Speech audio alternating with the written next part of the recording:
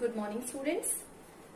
मैं आपकी accounts teacher आज फिर आपके सामने हूं और आज हम पढ़ने जा रहे हैं साझेदारी के आधारभूत सिद्धांत यानी कि पार्टनरशिप फंडामेंटल्स। पार्टनरशिप फंडामेंटल्स पढ़ने से पहले मैं आपको ये बता दूं कि पार्टनरशिप की जो थ्योरी है उसे आप लोगों ने कक्षा 11वीं में ऑलरेडी पढ़ा है। तो हम यहाँ पर क्लास 12 पार्टनरशिप में जैसा कि साझेदारी लेखांकन, पार्टनरशिप अकाउंटिंग हमको पढ़ना है, तो उससे संबंधित हमें किन नियमों का पालन करना है उसे हम जानेंगे। सबसे पहले जो आपको मालूम होना चाहिए वो है पार्टनरशिप डीड में अगर साझेदारों के बीच नहीं है, पार्टनर्स के बीच में अगर कोई समझौता नहीं है, तो उन्हें किन नियमों का पालन करना चाहिए। When the deed is silent, then what are the rules partners should follow? तो सबसे पहला पॉइंट इसमें आता है प्रॉफिट शेयरिंग रेशियो। जितना भी वो कैपिटल कंट्रीब्यूट किए हैं, whatever may be the capital, they should share their profits and losses equally। कितना भी उनका कैपिटल हो, लेकिन वो अपना प्रॉफिट इक्वली शेयर करेंगे। दूसरी पॉइंट यहाँ पे आती है इंटरेस्ट ऑन कैपिटल यानी कि पूंजी पर ब्याज। अगर साझेदारी संलेख में इसका कोई जिक्र नहीं है, if the deed is silent about that, तो किसी भी साझेदार को इंटरेस्ट ऑन कैपिटल यानी कि पूंजी पर ब्याज नहीं दिया जाएगा। No partner is entitled for an interest on capital if the deed is silent. आपका तीसरा पॉइंट है interest on drawing. Interest on drawing यानी कि आहरण पर ब्याज। किसी भी प्रकार से कोई भी साझेदार से आहरण पर ब्याज नहीं लिया जाएगा और इसका कारण है कि डीड में नहीं लिखा है, तो साझेदारी अधिनियम 1932 के अनुसार उनसे ब्याज नहीं लिया जाएगा। इंटरेस्ट ऑन ड्रॉइंग्स के बाद है वेतन, कमीशन। साझेदार का वेतन या कमीशन, सैलरी और कमीशन टू अ पार्टनर, यानी ये भी उनको नहीं दिया जाएगा, नॉट अलाउड टू पार्टनर। आखिरी है आपका यहाँ पे प्रैक्टिकल पॉइंट ऑफ व्यू से interest on loan by A partner, यानी कि इंटरेस्ट ऑन लोन यानी कि ऋण पर ब्याज। अगर किसी साझेदार ने फर्म को लोन दिया है और संलेख में इसके लिए किसी भी प्रकार का उल्लेख नहीं है, तो वे जो है उन्हें फर्म 6% प्रति वर्ष की दर से ब्याज देगी, यानी इंटरेस्ट जो उन्हें दिया जाएगा वो 6% की रेट से दिया जाएगा। ये थे कुछ नियम, कुछ रूल्स जो आपको लर्न करने होंगे पढ़ने से पहले, और जब भी आप प्रैक्टिकल क्वेश्चंस बनाएंगे तो इन रूल्स को आपको बहुत ध्यानपूर्वक याद करना है, तभी आप किसी भी प्रकार से क्वेश्चन को सॉल्व कर पाएंगे। इसके आगे हम देखेंगे profit and loss appropriation account, जिसको आप शॉर्ट में पीएनएल एप्रोप्रिएशन अकाउंट भी कह सकते हैं। तो पहले मैं ये बता दूं कि पीएनएल एप्रोप्रिएशन अकाउंट है क्या। ये कुछ नहीं है, केवल आपके लाभ हानि खाते का विस्तार मात्र है। और जब हम एकाकी व्यापार के अंतर्गत खाते बनाते थे तो वहां पे हमें लाभ हानि खाते में लाभ प्राप्त होता था और उस लाभ को वहां से डायरेक्टली हम पूंजी खाते में ट्रांसफर कर देते थे। लेकिन यहाँ हम साझेदारी लेखांकन में हैं, पार्टनरशिप अकाउंट्स में हैं, तो पार्टनर्स जो है वर्क कर रहे हैं, इन्हें कुछ ना कुछ दिया जाएगा और उनसे कुछ ना कुछ इन फर्म को क्या होगी, आय होगी। तो जो एक्सपेंसेस फर्म पार्टनर्स के लिए करती है, जो पार्टनर्स के लिए आय है, फर्म के लिए एक्सपेंसेस हैं, उसको शो करने के लिए हम ये खाता बनाते हैं और वो जो लाभ है उसी लाभ में से इन व्ययों को, एक्सपेंसेस को दिया जाएगा और उसके बाद जो प्रॉफिट बचेगा या लॉस बचेगा उसे साझेदार आपस में अपने निश्चित अनुपात में या अगर बांट लेंगे, और अगर संलेख में किसी निश्चित अनुपात का उल्लेख नहीं है तो वे इसे बराबर बांट लेंगे, जैसा कि अभी हमने देखा। अकाउंट बनाने के लिए सबसे पहले हम नेट प्रॉफिट या नेट लॉस जो हमारे प्रॉफिट एंड लॉस अकाउंट में है उसको अकाउंट के पीएनएल अकाउंट के क्रेडिट साइड लेकर आएंगे। अगर हम नेट प्रॉफिट लेकर आ रहे हैं तो उसे हम लिखेंगे बाय पीएनएल अकाउंट और अगर हम नेट लॉस ला रहे हैं तो उसे हम लिखेंगे टू P&L अकाउंट। और आप देख रहे हैं कि यहाँ पे एक एस्ट्रिक साइन डला हुआ है। इसका मतलब है कि item should appear only on one side, यानी यू मे गेट प्रॉफिट और लॉस। आपको केवल प्रॉफिट मिलेगा या लॉस मिलेगा, जिसको आप यहाँ पे लिखेंगे। इसके बाद मैंने आपको बताया था कि जितने भी एक्सपेंसेस हैं फर्म के लिए, और एक्सपेंसेस को हम एप्रोप्रिएशंस भी बोलते हैं और हिंदी में कहते हैं व्यय, तो ये सारे व्यय हम P&L एप्रोप्रिएशन के डेबिट साइड में लिखेंगे, जो कि पहला है टू इंटरेस्ट ऑन कैपिटल, पूंजी पर ब्याज। हमने काल्पनिक दो साझेदारों का नाम लिया है, यहाँ पे हमने एज्यूम किया है A और B दो पार्टनर हैं, उन दोनों का इंटरेस्ट कैलकुलेट करके हम बाहर लिख देंगे। इसके बाद टू सैलरी, यानी कि वेतन खाता से वेतन को हम बाहर लिखेंगे। और हमें याद रखना है कि जब भी हम यहाँ पे वेतन लिखें तो ये वेतन ईयरली होगा, एनुअली होगा, यानी कि वार्षिक। अगर ये क्वेश्चन में प्रति माह दिया है तो आपको उसे वार्षिक कैलकुलेट करके यहाँ पे शो करना है। नेक्स्ट है कमीशन, टू कमीशन। उसके बाद है ब्रोकरेज, हिंदी में कहते हैं दलाली, टू ब्रोकरेज। उसके बाद टू इंटरेस्ट ऑन लोन। इसमें एक मुख्य बिंदु ये है इंटरेस्ट ऑन लोन में कि आपको ये जरूर देखना है कि पार्टनर ने फर्म को लोन कब दिया है, यानी कि date of lending the loan is must to see. Why? Because you have to calculate interest on loan. आपको डेट बहुत इंपॉर्टेंट है देखना, बहुत जरूरी है देखना। इसका कारण ये है कि आपको लोन पर ब्याज की गणना करनी है, और ब्याज निकालने के लिए आपको कितने माह का आप ब्याज निकाल रहे हैं ये देखना है। अगर क्वेश्चन में तिथि दी है तो उस तिथि को आप जरूर देखेंगे। इसके बाद देखिए नीचे लिखा है टू ट्रांसफर टू रिजर्व।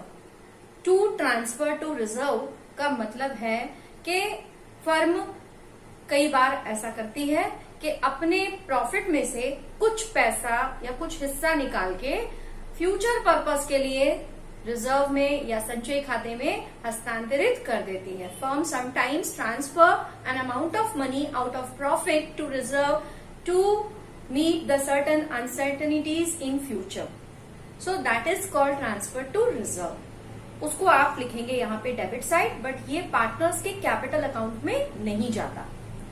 इसके बाद हम आ जाते हैं क्रेडिट साइड। हमने पहला आइटम तो ऑलरेडी लिखा था यहाँ पे बाय P&L अकाउंट। जैसा मैंने बताया आपको लॉस मिलेगा या प्रॉफिट, तो यहाँ पे प्रॉफिट होने से आप इस तरफ लिखेंगे। इसके बाद है bye interest on drawings. Interest on drawings मतलब कि आहरण पर ब्याज। आहरण यानी पार्टनर्स के द्वारा जो अमाउंट अपने पर्सनल यूज के लिए आहरित किया जाता है उसे कहते हैं आहरण, और उन्हें इस राशि के ऊपर ब्याज देना होता है। तो इसलिए फर्म के लिए ये इनकम होगी और पार्टनर्स के लिए ये एक्सपेंस होगी। चूंकि हम खाते फर्म के पॉइंट ऑफ व्यू से बनाते हैं, फर्म के लिए बनाते हैं, तो इसलिए फर्म के लिए इनकम है। इनकम्स को हम कहाँ लिखेंगे? Credit side. Bye interest on drawings यानी कि आहरण पर ब्याज। इसी प्रकार A का कैलकुलेट करेंगे, B का कैलकुलेट करेंगे। आहरण पर ब्याज की गणना संबंधित कुछ नियम है जिसे हम हमारी अगली वीडियो में बताएंगे, और आपको ध्यान से उसे सुनना है उस वीडियो में। तो इस वीडियो में हम P&L एप्रोप्रिएशन और पार्टनर्स कैपिटल अकाउंट ही डिस्कस करेंगे। आगे देखेंगे, यहाँ पे हमने सारे आइटम्स देख लिए, हमारे खाते में हमने पूरे आइटम्स लिख लिए, लेकिन मैं आपको बताना चाहूंगी कि कई बार ऐसा होता है क्वेश्चन में मैनेजर्स कमीशन भी दिया होता है। इस प्रारूप में मैनेजर्स कमीशन नहीं लिखा है, लेकिन कई बार आपको मिलता है, कई बार नहीं मिलता है। अगर आप CBSE बोर्ड से हैं तो CBSE बोर्ड वाले स्टूडेंट्स को मैनेजर्स कमीशन डेफिनेटली क्वेश्चन में मिलेगा, बट CG बोर्ड वाले अगर बच्चे पढ़ रहे हैं और मेरा वीडियो देख रहे हैं तो CG बोर्ड में थोड़ा डिफिकल्टी लेवल कम होता है, तो ये उनके बोर्ड में नहीं है।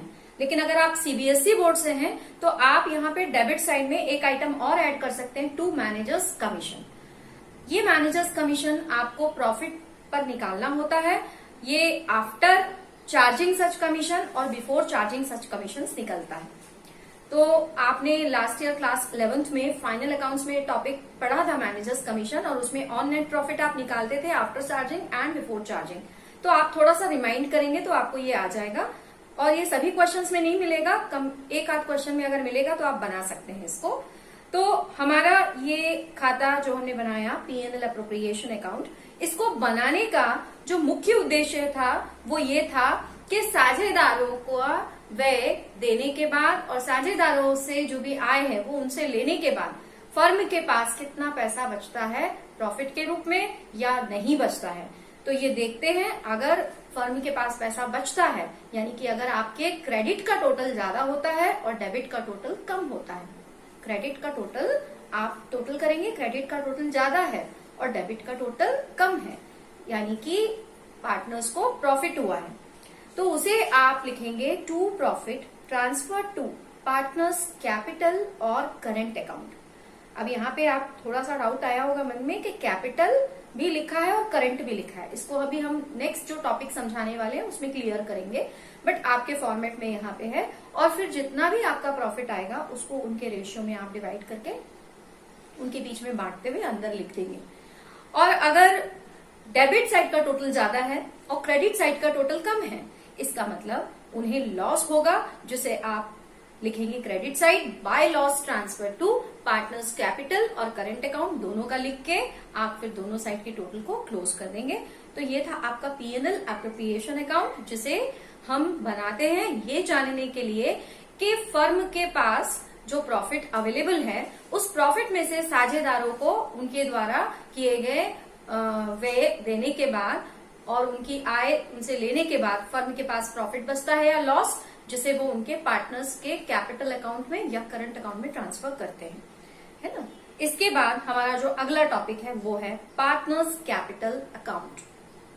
पार्टनर्स कैपिटल अकाउंट दो प्रकार के होते हैं। There are two types of partners capital account. One is fixed capital account and another one is fluctuating capital account. ये जो दो टाइप्स होते हैं, इसमें पहला है फिक्स्ड कैपिटल अकाउंट और दूसरा है fluctuating capital account. Fixed capital account यानी कि स्थायी, जिसमें परिवर्तन नहीं होता, और नाम से ही इसका अर्थ हम समझते हैं कि अगर वो स्थायी है और उसमें परिवर्तन नहीं है तो उसमें कोई बदलाव नहीं होगा। और फ्लक्चुएटिंग का मतलब होता है परिवर्तनशील पूंजी खाते। तो परिवर्तन नाम से ही हम उसका अर्थ समझ जाते हैं कि जिसमें बदलाव होता है, जिसमें परिवर्तन होता है।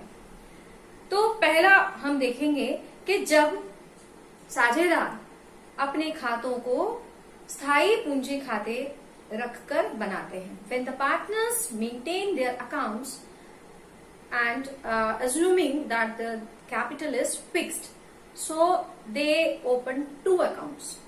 One is partners capital account and another one is partners current account.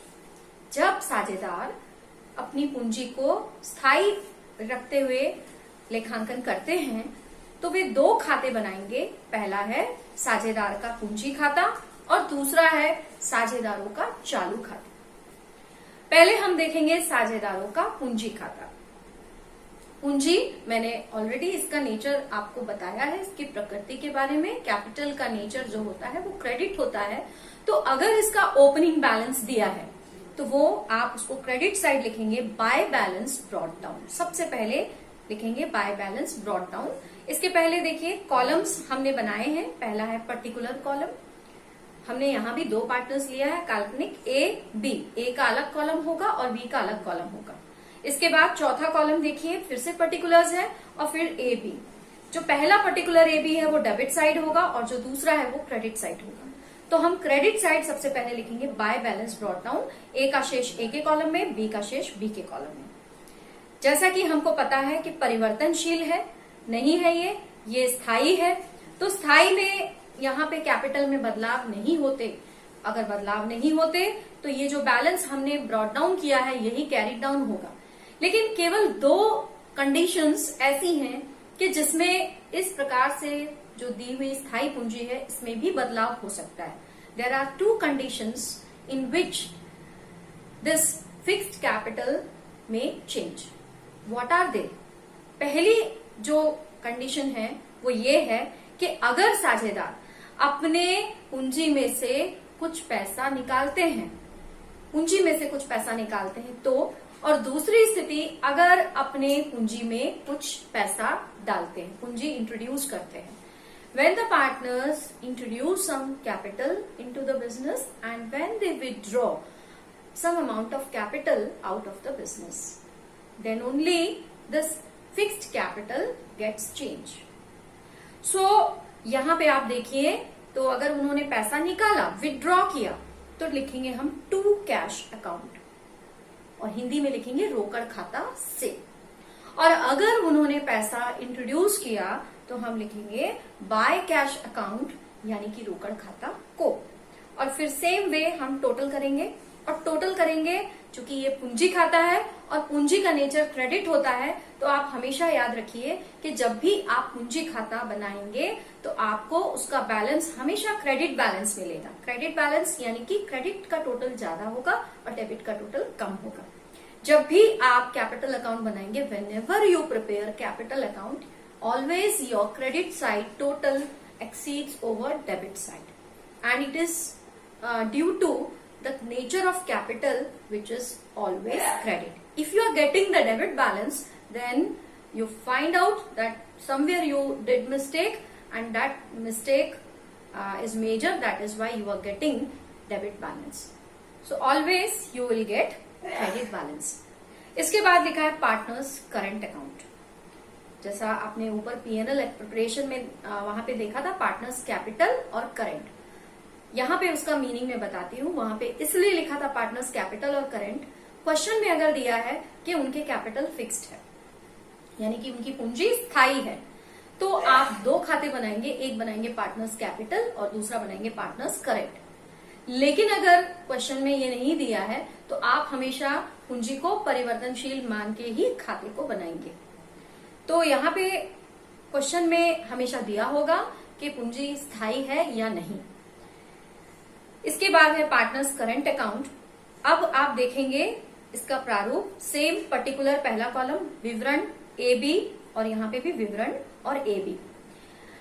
जब आप इसको बनाएंगे तो आप देखिए, देख रहे हैं बाय बैलेंस ब्रॉट डाउन भी लिखा है और टू बैलेंस ब्रॉट डाउन भी लिखा है, यानी कि यहाँ पे एक मेजर डिफरेंस है करंट में और कैपिटल में, कि करंट अकाउंट का बैलेंस जो होता है वो डेबिट भी हो सकता है और क्रेडिट भी हो सकता है, लेकिन कैपिटल अकाउंट का बैलेंस हमेशा क्रेडिट होता है, ओपनिंग भी और क्लोजिंग भी। बट करंट अकाउंट बैलेंस में हैव डेबिट और क्रेडिट। तो अगर डेबिट है तो लिखेंगे टू बैलेंस ब्रॉट डाउन, और क्रेडिट है तो लिखेंगे बाय बैलेंस ब्रॉट डाउन। इसके बाद हमने पीएनएल अप्रोप्रिएशन में सारे आइटम्स लिखे थे। जो हमने आइटम्स डेबिट साइड लिखे थे वो थे to interest on capital, to salary, to commission, to brokerage, to interest on loan, और उसके बाद to profit transfer to partners capital और current account.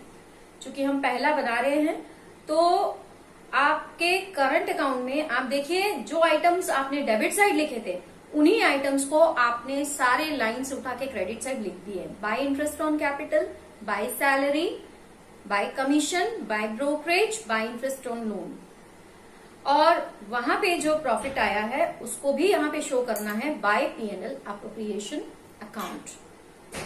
By PNL appropriation भी आएगा यहाँ पे, और इस तरफ to balance brought down, to interest on drawings, to drawings. उसके बाद टोटल करेंगे दोनों साइड का, और इसमें भी आपको क्लोजिंग बैलेंस, आपको डेबिट भी मिल सकता है और क्रेडिट भी मिल सकता है। इसके बाद हम अपनी अगली कंडीशन को जानेंगे जब पार्टनर्स का कैपिटल फ्लक्चुएटिंग होगा। फ्लक्चुएटिंग होगा तो केवल आपको ज्यादा मेहनत करने की जरूरत नहीं है। यहाँ पे आपने ऊपर जो दो खाते देखे उन दोनों को आप मर्ज कर देंगे, मिला देंगे। केवल आपके पास यहाँ पे करंट अकाउंट का बैलेंस नहीं होगा, बाकी बिल्कुल सेम टू सेम आपको यहाँ पे लिखना है, वैसे ही जैसे आपने पहले लिखा है। लेकिन ओपनिंग बैलेंस हमेशा क्रेडिट होगा, बाय बैलेंस ब्रॉट डाउन, उसके बाद बाय कैश अगर कैपिटल इंट्रोड्यूस हुआ, by interest on capital, by salary, by commission, by brokerage, by interest on loan, और एक आइटम और है जो यहाँ पे लिखा नहीं हुआ है, बाय पीएनएल अप्रोप्रिएशन अकाउंट, जो कि पीएनएल अप्रोप्रिएशन का प्रॉफिट है। इस तरफ भी 2 cash, 2 interest on drawings, 2 drawings और 2 पीएनएल अप्रोप्रिएशन अकाउंट आएगा, और उसके बाद आप यहाँ पे भी टोटल कर देंगे। टोटल करने के बाद आपका यहाँ पे क्रेडिट साइड का टोटल ज्यादा होगा, डेबिट का टोटल कम होगा, बिकॉज ये कैपिटल अकाउंट है, और इस वे में आपको बैलेंस मिल जाएगा, टू बैलेंस कैरिड डाउन। तो आज हमने देखा कैपिटल अकाउंट और जाना किस प्रकार से बनाते हैं कैपिटल अकाउंट और पीएनएल अप्रोप्रिएशन अकाउंट। अगली वीडियो के साथ हम फिर मिलेंगे, तब तक के लिए धन्यवाद।